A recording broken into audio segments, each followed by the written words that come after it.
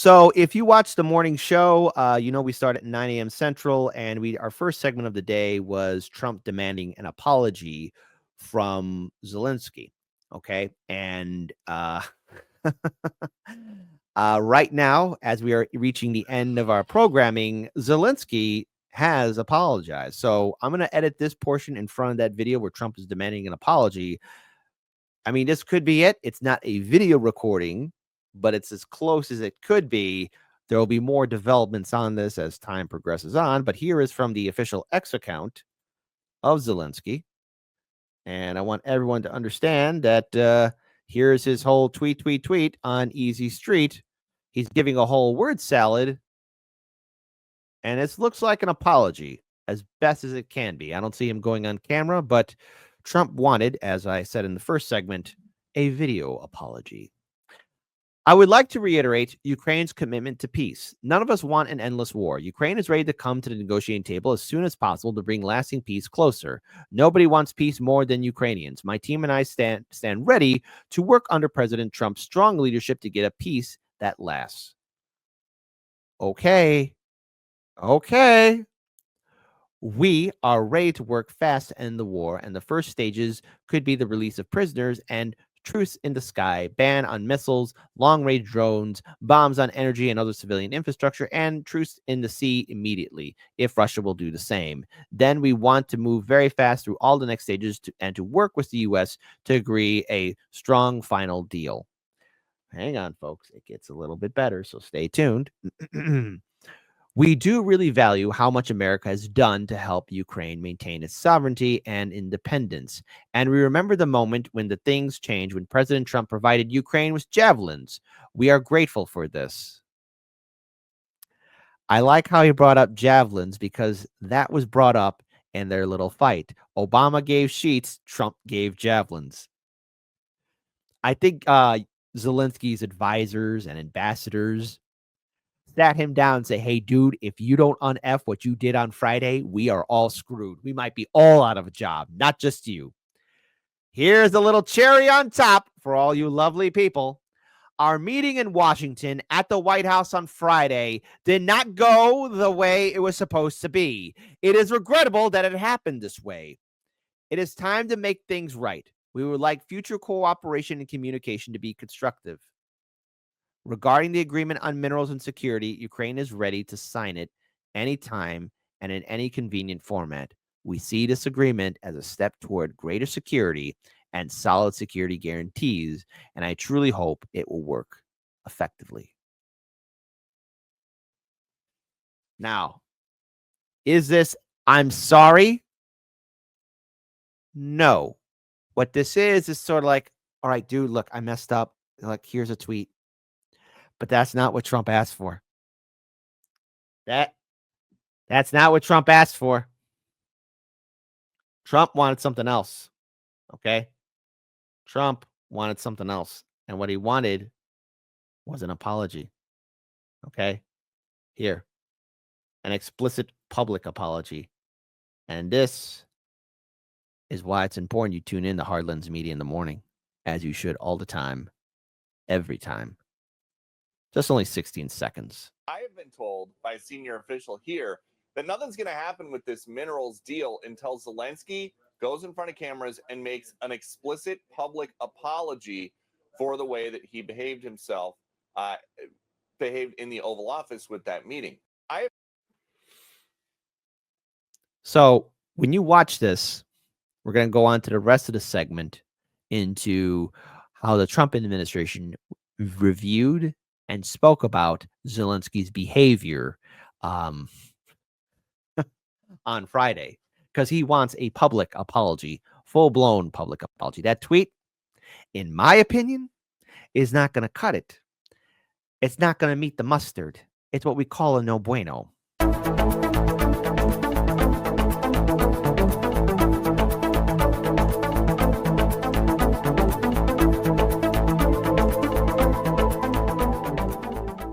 Okay. Look at me, internet. Look at me. AI is getting too far. You guys are going too far with this. Who did this? who did this, step forward, because Donald Trump wants an apology from Zelensky. But the more stuff I see like this on the internet, it just probably isn't going to happen. Who did this? And when I play the video, try not to laugh. All right. Okay, there you go.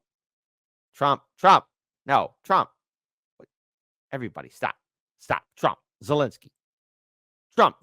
Stop this. Stop this. Okay. All right. You know what? And by the way, that was very creepy of that one AI figure right there. Hold on. I'm just going to rewind it right here. Whoever that figure is right there, just kneeling down, that looks like Joe Biden. Of course, there's Trump throwing out Zelensky. Now, what's going on here? Well, as it stands, folks, President Trump has stopped all military aid to Ukraine following his clash with Zelensky. The pause won't stop until Trump determines that the Ukrainians show a commitment to good faith peace negotiations. Donald Trump wants a recorded apology from Zelensky, but this was breaking news, so I think it's only fair that we do bring this up here now. So let's go ahead and pull this up. Reporting the United States is pausing all U.S. military aid to Ukraine until President Trump determines the Ukrainians show a commitment of good faith peace negotiations. That's according to a senior Trump administration telling Fox. This is not a permanent termination of aid. It is a pause. The orders are going out right now. The official said this in response to Ukrainian President Zelensky's conduct over the last week and his words over the weekend. So it's all stopping, Brian. Yeah, well, he needs an apology. President Trump says, I need a direct apology. This can be fixed with a phone call. Sorry if things went off the rails. Like the first 45 minutes of our talk. Didn't like the last 10. So let's get this thing back on track. I understand what you mean. And let's do it. And then you put the ball in Russia's court and let's see how sincere they are. But it's going to.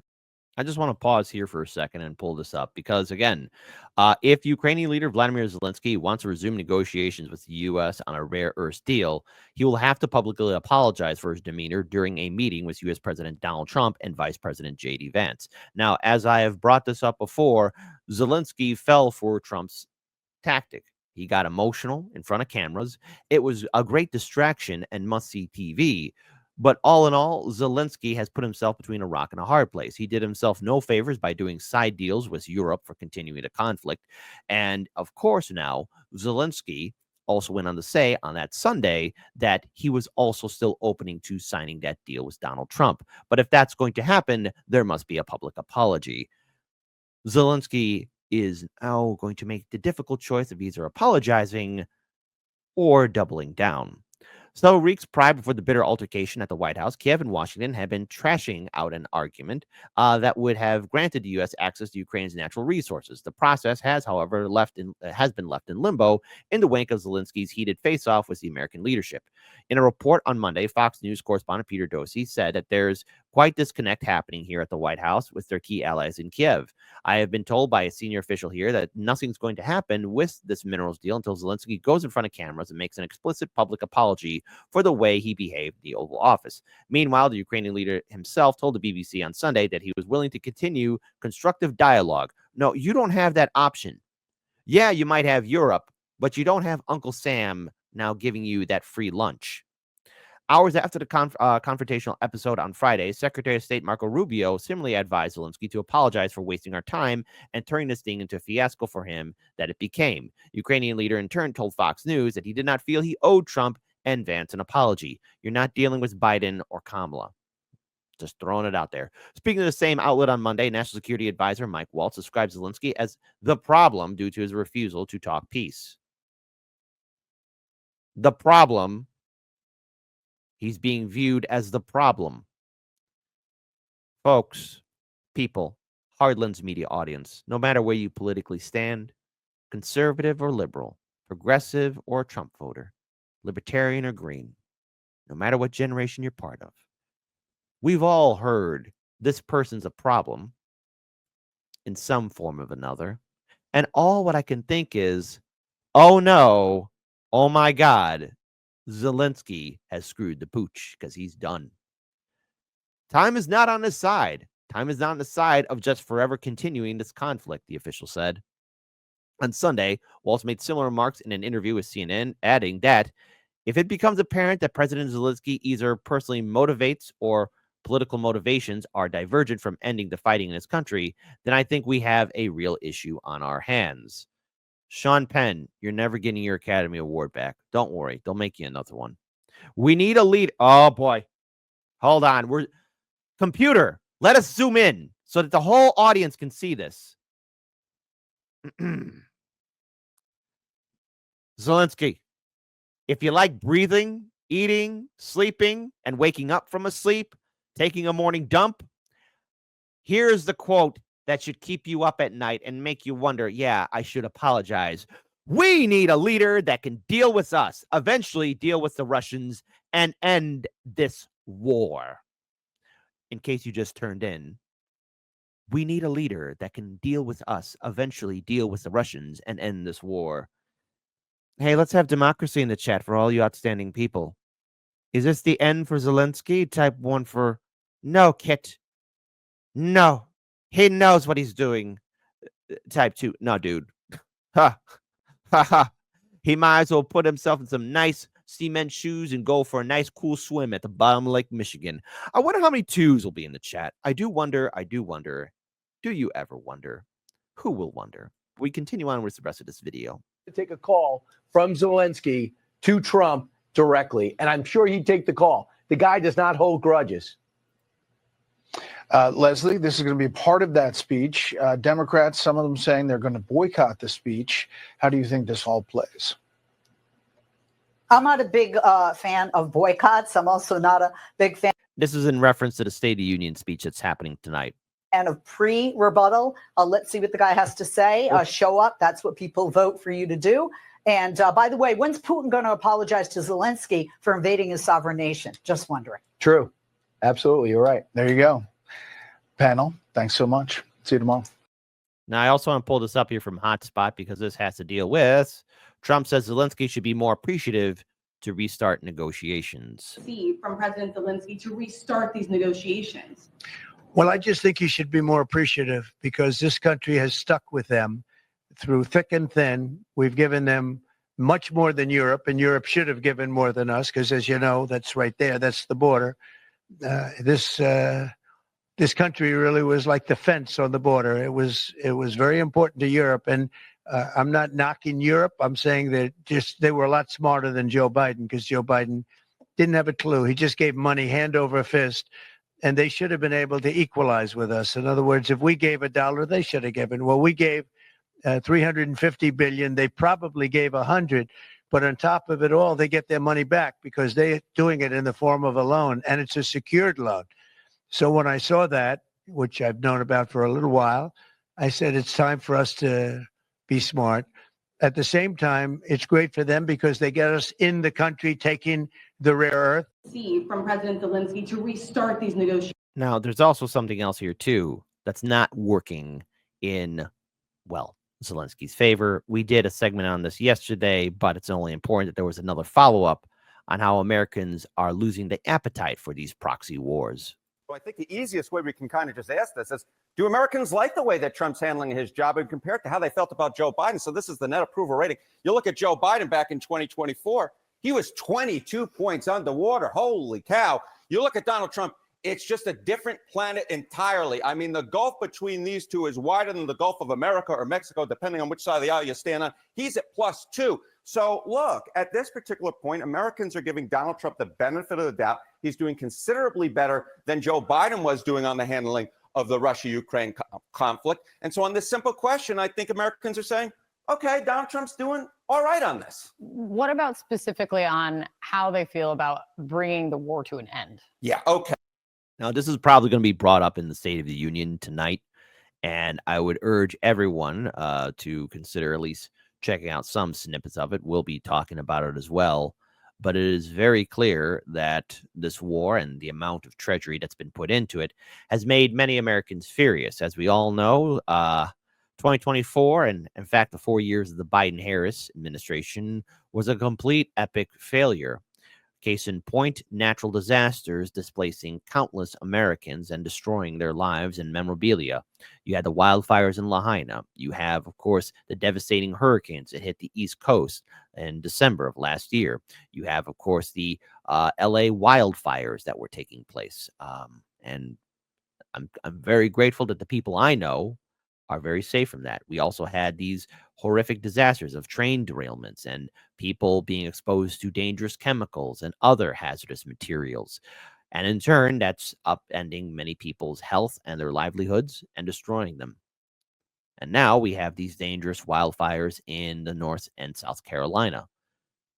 Yet, when the American people need relief, we get nothing. But for wars, billions upon billions of dollars are somehow magically found. Okay, so, look, questions on this can be quite complicated, but I think this kind of gets at sort of where the American trend line is. Americans on the Russia-Ukraine war want a quicker end of the war, but Russia keeps its captured land. Look at this, 50%, bare majority coming in here. Support Ukraine's right to fight, even if it means a longer war. That's at 48. This is very, very close. But the trend line on this question is so important because that want a quick end of the war, look at this. You go back to August of 2022, it was at 31%. Now we're at 50%. I mean, that is a rocket ship upwards in terms of the Americans who want a quick end to the war, even if it means Russia keeps the captured Ukraine land. Americans are moving closer and closer to wanting a compromise, even if it means that Ukraine doesn't really get what it set out to want, at least at the beginning of this war. And Americans' views on Russia are shifting as well. Absolutely. I mean, one of the reasons why we're seeing this is Americans who say Russia is an enemy. You go back to 2023, it was 64%. And that CBS News YouGov poll, it was down to 34%. Now, there is a chunk that believes that Russia is an unfriendly nation, but the percentage who believe that they're either an ally or friendly, that's up to 34% as well, basically equal to the percentage who say that they're an enemy. So views on Russia have become, let's say, a little less isolated in terms of wanting Russia to be way out there on their own, thinking that they're an enemy. At this particular point, they're starting to see Russia a little bit more friendly, and I think that's part of the reason why Americans want to see a compromise at this particular hour. Design Slave did bring this up here. Is this chick leaning backwards all the time? Who knows? Maybe that's just how she stands, or maybe it's just a camera angle, or maybe his breath is truly that kicking. But as it stands for everybody watching this right now, and for everybody that's tuning in, Zelensky has a very tough choice to make. Well, it's not tough; it's actually easy, because you have U.S. officials saying they need to find somebody that they can work with, somebody that they can align with, somebody that will listen to them. And if Zelensky's going to act like a child and not apologize, then he's going to be treated like one. And the thing is, Europe's not going to help him. Yeah, they might give him some aid here and there. But in all reality, this war needs to come to an end. Everybody's on edge. No one wants WW3. No one wants mutually assured destruction. So that will happen. This will happen indeed. Trump, take it easy. Trump, stop. Okay. All right. This is getting immature. Everybody chill. All right. There's Trump throwing out Zelensky. And while this is funny to look at and laugh, in all reality, this will happen. Zelensky will be on his own if he doesn't reevaluate his decisions. And as we've all seen the ambassador of Ukraine put her hands in her face like this and shake her head, even she saw the writing on the wall. It's a foregone conclusion.